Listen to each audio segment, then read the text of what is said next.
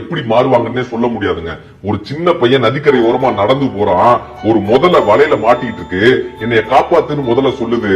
இவன் சொல்றான், உன்னை நான் காப்பாத்துனா நீ என்னைய சாப்பிட்டுருவியன்னு.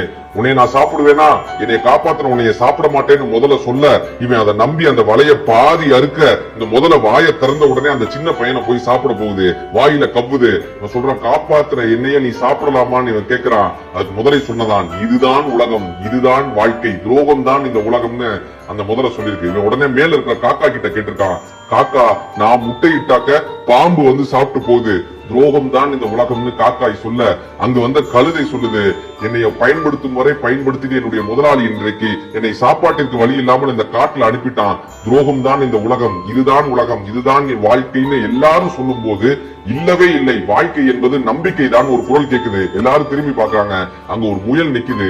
முதலை முயல்கிட்ட சொல்லுது, அதெல்லாம் கிடையாது, துரோகம் தான் உலகம்னு முயல் சொல்லு. முதலை சொல்ல, நீ வாயில அவனை வச்சுக்கிட்டே பேசினா எனக்கு புரியாது, அவனை இறக்கி விடு, அப்பதான் நான் சொல்ல முடியும் அப்படின்னு முயல் சொல்ல, இந்த முதலை அந்த பையனை வாயிலிருந்து இறக்கி விட்டோடையும் முயல் சொல்லிச்சான், டேய் தப்பிச்சு ஓடிடுறா அப்படின்னு. இப்ப வாளை வச்சு அடிக்கலான்னு அந்த முதலை முயற்சி செய்யும் போதுதான் அந்த வாள் அந்த வலையில் சிக்கி கொண்டிருக்கிறது அப்படின்றது அந்த முதலைக்கு தெரிய வருது. என்னை ஏமாத்திட்டு ஏன்னு முயல்கிட்ட கேட்க, முயல் சொன்னதான், இதுதான் உலகம், இதுதான் வாழ்க்கைன்னு முயல் சொல்லிச்சான்.